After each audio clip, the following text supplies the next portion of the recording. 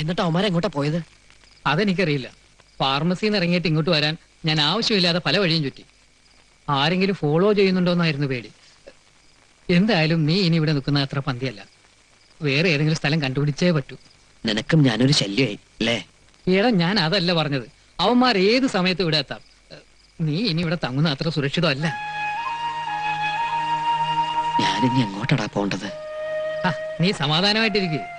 നമുക്ക് വേറെ ഏതെങ്കിലും ഒരു താവളം കണ്ടുപിടിക്കാം. ഈശ്വരാ, അവന്മാരായിരിക്കും. അയ്യോ.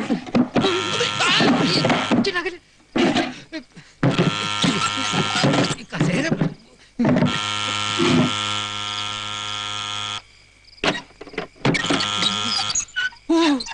മാമ്പുള്ളിയാശാനായിരുന്നു. പിന്നെ ആരാണെന്നാ വിചാരിച്ചേ? എത്ര നേരായി പൂജാദ്രവ്യങ്ങളുമായി പുറത്ത് കാത്തു നിൽക്കുന്നു. ഓ, എന്താ ചൂട്! ഓ അതെ അതെ, ഇന്നൊരു മഴയ്ക്കുള്ള കോളുണ്ട്. എപ്പോഴാ ഇടിയും കുടിക്ക് പെയ്യണേന്ന് അറിയില്ല. അല്ല, എവിടെ താൻ പറഞ്ഞ സഹദേവൻ? സഹദേവനല്ല, ജയദേവൻ. ആ, അത് തന്നെ. എവിടെ ആള്? ഇവിടെ ഉണ്ട്. ഇങ്ങോട്ട് വരിക. ആള് മിടുക്കനാണല്ലോ. ഞാൻ മാമ്പള്ളി വാസുദേവൻ. എല്ലാരും മാമ്പള്ളിന്നാ വിളിക്കാം. അറിയാം, മർമാണി വൈദ്യരാണല്ലേ? ഔ, താൻ എന്നെ കുറിച്ച് ഇയാളോട് ധാരാളം വർണ്ണിച്ചിരിക്കുന്നു തോന്നുന്നു. ഇരിക്ക. താൻ ഇരിക്കണ്ട, പോയി ഗ്ലാസ് എടുത്തോണ്ട് വരിക. മർമാണി ചികിത്സയൊക്കെ നിർത്തി. ദാ, ഇത് വിദേശി, ഇതും ഇത് ദശമൂലം സ്വദേശി, ഇതും രക്തരക്ഷസുകളൊന്നും ശരീരത്തിൽ കയറി പിടിക്കാതിരിക്കാനുള്ള ഒരു രക്ഷാപ്രയോഗ. ഒരു തരത്തിൽ പറഞ്ഞ ഞാനും ഒരു ബ്രഹ്മചാരിയാണേ. അപ്പൊ വിവാഹം ഒരിക്കല് കഴിച്ചതാ. പക്ഷെ ഭാര്യാസുഖം അറിയാൻ തരപ്പെട്ടില്ല. ഒന്ന് തൊട്ടിട്ട് പോലും ഇല്ലാന്ന് പറയാ. അതെന്താ? മർമ്മം പഠിച്ചുകൊണ്ടുള്ള ദൂഷ്യം തന്നെയാ. തൊടാന്ന് വെച്ചങ്ങ് അടുത്ത് ചെല്ലും. പക്ഷെ എവിടെയാ തൊടുക? മർമ്മസ്ഥാനത്ത് എങ്ങനെ തൊട്ട പ്രശ്നമാകുമെന്നൊരു പേടി. മർമ്മത്തിന്റെ മഹത്തൊട്ട് പറഞ്ഞു ധരിപ്പിക്കാനും തരപ്പെട്ടില്ല. അങ്ങനെ 2 കൊല്ലം പോയി. പിന്നെയോ? അവളും പോയി. എന്റെ ശിഷ്യൻ ഒരുത്തനുണ്ടായിരുന്നു, അവന്റെ കൂടെ. ദേ, ഇയാള് വിഷമിക്കണ്ട, അതൊക്കെ അങ്ങനെ കിടക്കും. തൊട്ട് നോക്കാൻ എന്തെങ്കിലും കൊണ്ടുപാടോ? ഓ, ഇരിക്കാൻ സമ്മതിക്കൂല.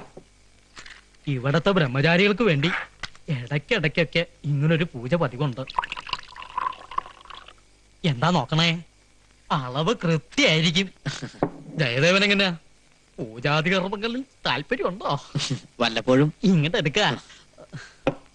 നിങ്ങളെ കുറിച്ച് ഹരിപ്രസാദ് ചിലതൊക്കെ എന്നോട് പറഞ്ഞു. താൻ എന്തോ അതീ മർമാണി വിദ്യ പഠിച്ച ഒരാളെ ചൂണ്ടാണി വിരൽ കൊണ്ട് ചൂണ്ടി നിർത്താന്നൊക്കെ പറയുന്നത് ശരിയാണോ?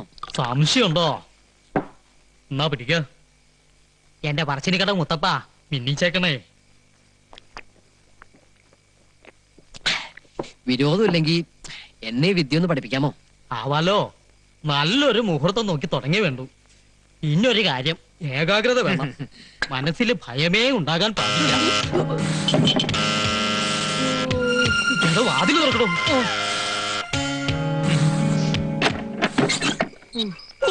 പോയി.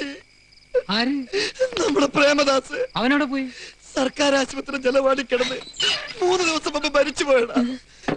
ബ്രെയിൻ ട്യൂമർ ആയിരുന്നു. നിനക്ക് ഈ കത്തൊക്കെ കിട്ടി? വൈകിട്ടത്തെ പോസ്റ്റിൽ വന്നതാ. ഒരു അനാഥ പ്രേതം പോലെ സർക്കാരിന്റെ ശവപ്പറമ്പിൽ. അപ്പൊ ശവദാഹം കഴിഞ്ഞോ? കഴിച്ചു. ഇത്രയൊക്കെയുള്ളൂ മനുഷ്യന്റെ കാര്യം. എന്റെ പറച്ചെടുക്കണ്ട മുത്തപ്പ. ഹരിപ്രസാദേ, മെഴുകുതിരി എടുത്തോളൂ. തീപ്പെട്ടി എന്റെ കയ്യിലുണ്ട്. തൊഴുതോളൂ. മനസ്സിന് ശക്തി തരാൻ പ്രാർത്ഥിച്ചോളൂ. ഗുരുവേ നമഃ. വസുമതിക്ക് പാദസരം മേടിക്കാൻ വേണ്ടിയാണ് കള്ളക്കണക്കെഴുതി നീ പണമെടുത്തതെന്ന് എനിക്കറിയാം. ആ പാദസരമുള്ള കാലിലണിയിക്കാൻ പറ്റാതെ എന്നേക്കുമായി നീ പോയല്ലോടാ. ആഗ്രഹങ്ങൾ സാധിക്കാതെ അകാലമൃത്യു അടഞ്ഞവരുടെ ആത്മാക്കളെ സൂക്ഷിക്കണം. അവറ്റകളുടെ ശാന്തി കിട്ടാതെ അലഞ്ഞു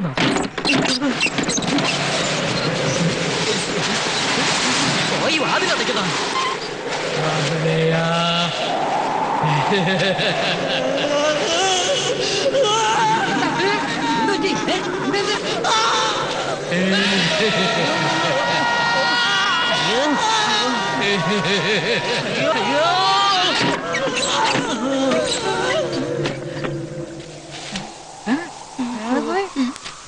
സ്വഭാവമായിരിക്കും. എന്താ പുറത്തിറങ്ങണ്ട. നമുക്ക് തോന്നിയതാണെങ്കിലോ? നമ്മളിപ്പോ കണ്ടത് അതെ, ഏതായാലും നമുക്ക് നോക്കാം. ഏയ് ഞാനില്ല. നമ്മൾ 4 പേരില്ലേ? വാ നോക്കാന്ന്. പ്രേതം തന്നെയാ. പ്രേതമൊന്നുമല്ല, വിശ്വാസം പാടില്ല. നമുക്ക് വെറുതെ തോന്നിയതാണേ, അല്ലാതെ പിന്നെ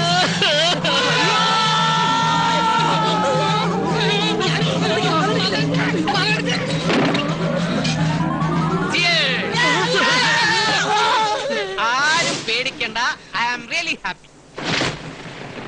നിങ്ങൾ എല്ലാവരും എന്റെ ഉത്തമ സുഹൃത്തുക്കളാണെന്ന് എനിക്കിപ്പോ ബോധ്യായി.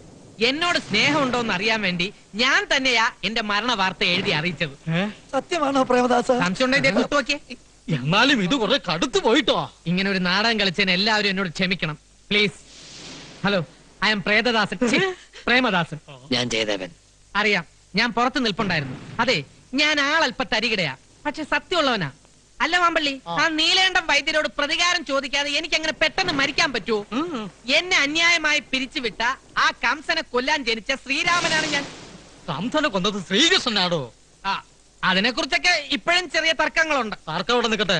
തനിക്ക് ആ കംസനോട് പ്രതികാരം ചെയ്യാനുള്ള ചങ്കുറപ്പുണ്ടോ? ഉണ്ട്, പക്ഷെ നിങ്ങളെല്ലാവരും എന്റെ കൂടെ ഉണ്ടാവണം. ഞാൻ തന്റെ കൂടെ ഉണ്ട്. എനിക്ക് എന്റെ കുട്ടിയുടെ സങ്കടം കണ്ടിട്ട് സഹിക്കലില്ല. ആരുടെ? ആതിരമോടെ. ഗൾഫിൽ നിന്ന് ഒരു കാർഗോടകം വരുന്നുണ്ട്, ബാലഗോപാലൻ. അവന്റെ കയ്യിൽ പിടിച്ചു കൊടുത്ത് ആ കുഞ്ഞിനെ കുരുതി കൊടുക്കാൻ പോവാ ആ കംസൻ. അയാൾ ആതിരയുടെ മുറച്ചെറുക്കനല്ലേ? അതുകൊണ്ട് ആ കുട്ടിക്ക് കൂടി ഇഷ്ടാവണ്ടേ? ഇപ്പൊ എങ്ങനെയുണ്ട്? ഞാൻ പറഞ്ഞില്ലേ, അവളുടെ മനസ്സിലാനന്ദനാ. പെറ്റിട്ടപ്പോഴേ അമ്മ മരിച്ചു. 6ാം പിറന്നാളിന്റെ അന്ന് അച്ഛനും പോയി. സിംഗപ്പൂരിൽ നിന്ന് മോളെ കാണാൻ പറന്നു വന്നതാ. ഒരു നിമിഷം കൊണ്ടെല്ലാം കഴിഞ്ഞു. പിന്നെ ആ കുട്ടീനെ ഈ നെഞ്ചത്തിട്ട ഞാൻ വളർത്തിയത്. ആ കുട്ടിക്ക് വേണ്ടി ഞാനിപ്പോൾ എന്താ ചെയ്യാ? വൈദ്യരോട് അടുപ്പുള്ള ആരെങ്കിലും കൊണ്ട് ഈ പ്രശ്നമൊന്ന് അവതരിപ്പിച്ചൂടെ? കംസൻ ഭയക്കുകയും അനുസരിക്കുകയും ചെയ്യുന്ന ഒരാളേ ഉള്ളൂ. അതാരാ? ശ്രീ പരമാനന്ദ ഗുരുസ്വാമി. വെറും നാട്ടുവൈദ്യനായിരുന്ന ഈ നീലാണ്ടനെ വൈദ്യം പഠിപ്പിച്ച് സകല സൗഭാഗ്യങ്ങളും ഉണ്ടാക്കി കൊടുത്ത മഹാജ്ഞാനി. അദ്ദേഹം ഒന്ന് ഇരുത്തി മൂളിയ വൈദ്യർ ഉടുതുണിയിൽ മൂത്രിക്കും. എന്നാ പിന്നെ അങ്ങേരെ വിളിച്ചൂടെ? ഇക്കാര്യം പറയാൻ വേണ്ടി മാത്രം സ്വാമി ഇനി കുടിയെന്ന് എഴുന്നേറ്റ് വരുമെന്ന് തോന്നണില്ല. തീർത്ഥാടനത്തിന് പോയതാ. പിന്നെ വന്നത് സമാധിയായെന്നുള്ള ടെലഗ്രാമാ. ആരാ ടെലിഗ്രാം അടിച്ചത്? സ്വാമിയുടെ ഏതൊരു ശിഷ്യ. എന്നാൽ അയാളെ വിളിക്ക്. തോട വിധി, അയാൾ എവിടെയാണെന്ന് ആർക്കറിയാം? അദ്ദേഹം ഇവിടെയുണ്ട്. എവിടെയുണ്ട് സ്വാമി? ജയദേവൻ, ജയദേവാനന്ദ സ്വാമി. അല്ല, ഞാൻ ഒരു ചെറിയ വേഷം കെട്ട്. എന്താ പിടികിട്ടിയോ? ആരുടെ അടുത്ത വേഷം കെട്ടണെന്ന് ഓർമ്മ വേണം. ആശ ഞങ്ങളുടെ കൂടെ നിന്നാ മതി, സംഗതി എല്ലാം ഡോൾബി ആവും. ഡോൾബിയോ? ഓക്കെ എന്നാ ഉദ്ദേശിച്ചത്. ഒന്നുകൂടെ വന്നേ. നിങ്ങൾ എന്തൊക്കെയാ പറയണത്? എന്തായാലും നിനക്ക് മറ്റൊരു താവളം കണ്ടുപിടിച്ചേ പറ്റൂ. വൈദ്യാശ്രമത്തിൽ കയറി പറ്റിയ പിന്നെ ഭാർഗവനും രാഘവനും എന്നല്ല, സാക്ഷാൽ ഭഗവാൻ വിചാരിച്ചാൽ പോലും നിന്നെ കണ്ടുപിടിക്കാൻ പറ്റില്ല. അതൊക്കെ അപകടമാവൂലേ? ഒരു കുഴപ്പമില്ല, ഞങ്ങളൊക്കെ ഇല്ലേ. മാത്രമല്ല, അവിടെ ചെന്ന് പറ്റിയ പിന്നെ നിനക്ക് ആതിരെ പരിചയപ്പെടാം. അവളുടെ വിശ്വാസം നേടിയെടുത്താൽ അനന്തനെ കുറിച്ചുള്ള വിവരങ്ങൾ ചോർത്തിയെടുക്കുകയും ചെയ്യാം. എന്നാലും എന്റെ ഹരി, പറയുന്ന കേൾക്ക്. എന്താ രണ്ടുപേരും കൂടി ഒരു ഗൂഢാലോചന? അല്ല, ശിഷ്യനാണെന്ന് പറഞ്ഞ് അങ്ങോട്ട് ചെന്നാ വൈദ്യര് വിശ്വസിക്കുമോ എന്ന് ചോദിക്കുകയായിരുന്നു. പേടിക്കണ്ട, അതിനുള്ള പൊടിക്കൈകളൊക്കെ ഞാൻ പറഞ്ഞു തരാം. പൊടിക്കൈകളൊക്കെ കൊള്ളാം, പക്ഷെ സംഗതി നടപ്പിലാക്കുന്നതിന് മുമ്പ് എനിക്കൊരു ഡിമാൻഡ് ഉണ്ട്. ഡിമാൻഡ്? അതെ, ജയദേവന് സ്വാമിയായിട്ട് പോസ്റ്റിംഗ് കിട്ടിയാൽ ഉടൻ എന്റെ ഡിസ്മിസൽ റദ്ദാക്കണം. അതൊരിക്കലും നടക്കില്ല. ആദ്യം അവിടെ കേറാൻ പറ്റുമെന്ന് നോക്കട്ടെ. മതി, അവിടെ കേറിട്ട് മതി. അപ്പൊ എന്നാണ് സ്വാമിയായിട്ട് രംഗപ്രവേശം നടത്തേണ്ടത്? മറ്റന്നാള്. മറ്റന്നാളോ? അന്നാണ് ആതിരമോളുടെ പിറന്നാള്. ധനുമാസത്തിലെ തിരുവാതിര. പുലർകാലേ ചടങ്ങുകൾ തുടങ്ങായി.